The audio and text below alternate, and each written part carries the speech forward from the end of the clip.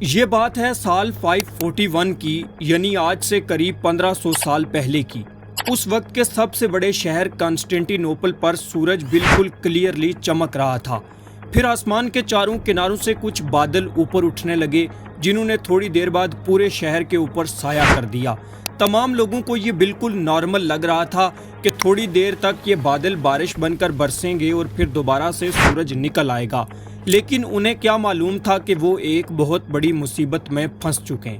ایک ایسی مصیبت کہ جو ہزاروں لوگوں کی جان لینے والی ہے، اور اب یہ لوگ پورے 2 سال تک سورج کو نہیں دیکھ سکیں گے۔ یہ کہانی پورے 1500 سال تک ہسٹری کی ایک مسٹری بنی رہی، لیکن جب اسے سالو کیا گیا تو اس کا رزلٹ بہت شاکنگ نکلا۔ کیا تھی یہ اصل کہانی؟ آئیے جانتے ہیں آج کی اس ویڈیو میں۔ سال 541 میں آسمان پر ایک ایسا منظر دیکھا گیا کہ جو اس سے پہلے کسی نے کبھی بھی نہیں دیکھا تھا۔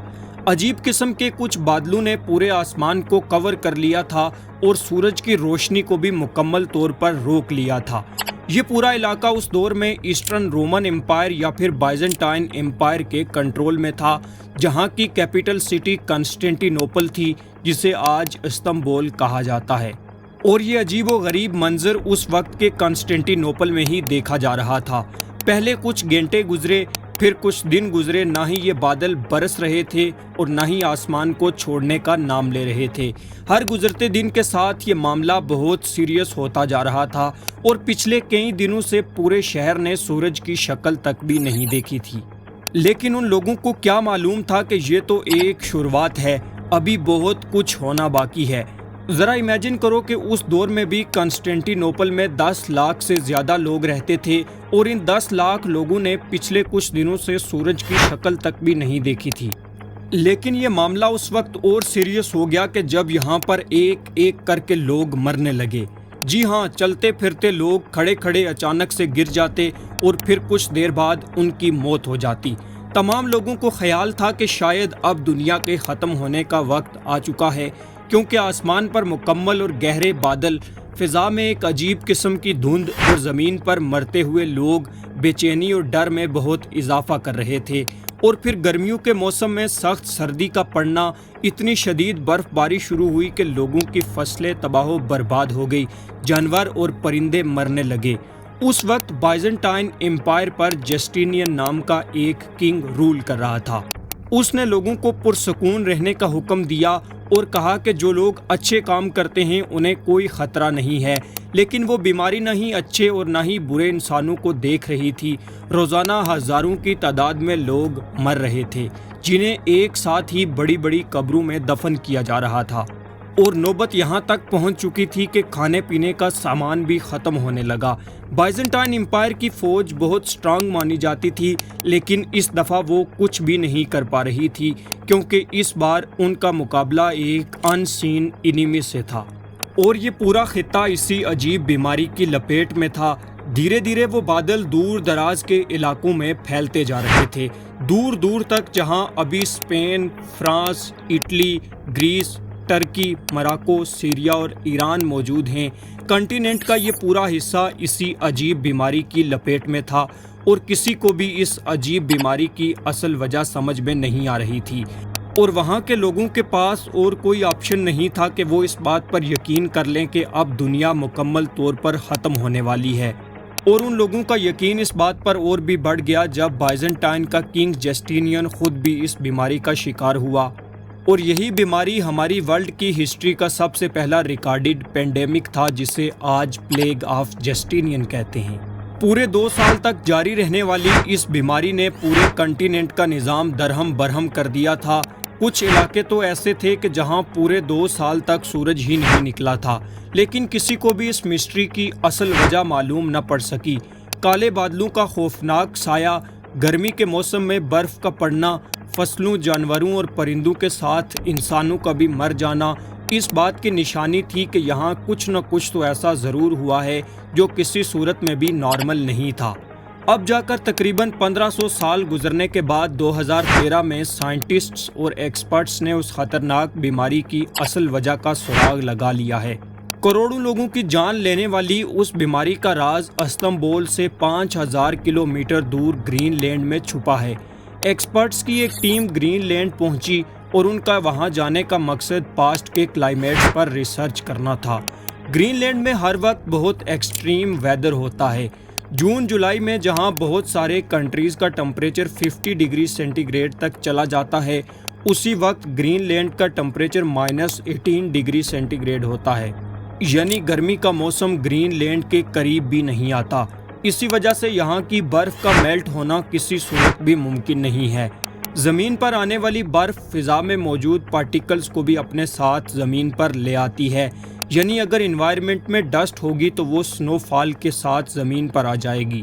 ایکسپرٹس کا ماننا ہے کہ یہاں پر تقریباً پچھلے 1 لاکھ سالوں کا کلائمیٹ ڈیٹا ابھی تک محفوظ ہے۔ ہر سال گرین لینڈ میں جو برف پڑتی ہے وہ لیئرز کی فارم میں ایک دوسرے کے اوپر جم جاتی ہے۔ ایک سال کی لیئر تقریباً 5 سینٹی میٹر موٹی ہوتی ہے، یعنی اگر آج سے 1500 سال پہلے کا کلائمیٹ ڈیٹا جاننا ہو تو تقریباً 75 میٹرز نیچے موجود سنو کو باہر نکال کر اس کی لیب ٹیسٹنگ کرنا ضروری ہے۔ اس کے بعد ایکسپرٹس نے یہاں ڈرلنگ کا کام شروع کیا اور پچھلے 2000 سالوں سے پڑنے والی برف کو باہر نکال لیا۔ باہر نکالے جانے والے سنو کور کی لمبائی تقریباً 100 میٹر تھی۔ اس برف میں وہ حصے بھی شامل تھے کہ جو پلیگ آف جسٹینین کے دوران آسمان سے برسے تھے، اور اس کور پر الیکٹریکل کنڈکٹیوٹی ٹیسٹ پرفارم کیا گیا تو حیرت انگیز طور پر 500 سے 600 کے درمیان پڑنے والی برف میں سلفر کی ایک سپائک دیکھی گئی، اور یہ سپائک اس بات کی نشانی تھی کہ جس دور میں کنسٹینٹی نوپل میں 2 سال تک کالے بادل منڈلا رہے تھے، اس دور میں ایٹماسفیئر میں کچھ نہ کچھ گڑبڑ ضرور تھی۔ سلفر ڈائی آکسائڈ ایک بہت خطرناک گیس ہوتی ہے جو نہ صرف انسانوں کے لیے بلکہ جانوروں، پرندوں اور پودوں کے لیے بھی ہارمفل ہوتی ہے۔ اب سائنٹسٹس کے لیے اگلا ٹاسک یہ معلوم کرنا تھا کہ 6 سینچری میں انوائرمنٹ میں اتنا زیادہ سلفر کیوں موجود تھا اور وہ کہاں سے آیا تھا۔ ایکسپرٹس کا ماننا ہے کہ اتنا زیادہ سلفر صرف ایک ہی چیز سے پیدا ہو سکتا ہے، اور وہ چیز ہے والکینو، یعنی آتش فشاں۔ ارتھ کے اندر مختلف مقامات پر پگھلے ہوئے پتھر میگما کی صورت میں ابل رہے ہوتے ہیں، اور زمین کی آؤٹر لیئر اپنے پریشر سے میگما کو باہر نکلنے سے روکتی ہے، جبکہ میگما ہر وقت باہر نکلنے کے لیے کوئی نہ کوئی جگہ تلاش کرتا رہتا ہے۔ میگما اور زمین کی یہ جنگ اس وقت تک جاری رہتی ہے جب تک سمندر کا پانی میگما تک نہیں پہنچ جاتا۔ اگر سمندر کا پانی کسی طرح میگما تک پہنچنے میں کامیاب ہو جائے تو پانی گرم ہو کر گیس بن جاتا ہے، اور یہی گیس میگما کے ساتھ مل کر زمین پر اور زیادہ پریشر دینے لگتی ہے، اور پھر کسی بھی ویک پوائنٹ سے پھٹ کر یہ میگما لاوا کی صورت میں زمین سے باہر نکل آتا ہے۔ واٹر اور سلفر 2 ایسی چیزیں ہیں کہ جو کسی بھی صورت والکینو کے ساتھ مکس نہیں ہوتی، بلکہ یہ پاورفل گیس کی صورت میں نکل کر آسمان میں پھیل جاتی ہیں۔ انتہائی طاقتور والکینو سے نکلنے والی والکینک گیس ہزاروں میل دور تک بھی آسانی سے پھیل سکتی ہے۔ آسمان میں موجود سلفر پانی کے ڈراپس کے ساتھ مل کر سلفیورک ایسڈ بن جاتا ہے، جو انسانوں کے لیے ڈیڈلی ثابت ہو سکتا ہے۔ سلفیورک ایسڈ کے یہ بادل اتنے گھنے ہوتے ہیں کہ سن لائٹ کو بھی پاس نہیں ہونے دیتے۔ 1500 سال پہلے پلیگ آف جسٹینین کے کیس میں بھی کچھ ایسا ہی ہوا تھا۔ اب یہ بات تو کنفرم ہو چکی تھی کہ یورپ میں لاکھوں لوگوں کی موت کا ذمہ دار ایک والکینو تھا، لیکن جس والکینو کے پھٹنے سے یہ ساری تباہی ہوئی تھی وہ والکینو کون سا تھا، یہ بات جاننا ابھی باقی تھی۔ کئی سالوں بعد ایکسپرٹس اس نتیجے پر پہنچے کہ کانسٹینٹی نوپل سے 11,700 کلومیٹر دور سمندر کے اس پار ایل سلویڈور کے مقام پر ایک لیک ایلو پینگو موجود ہے۔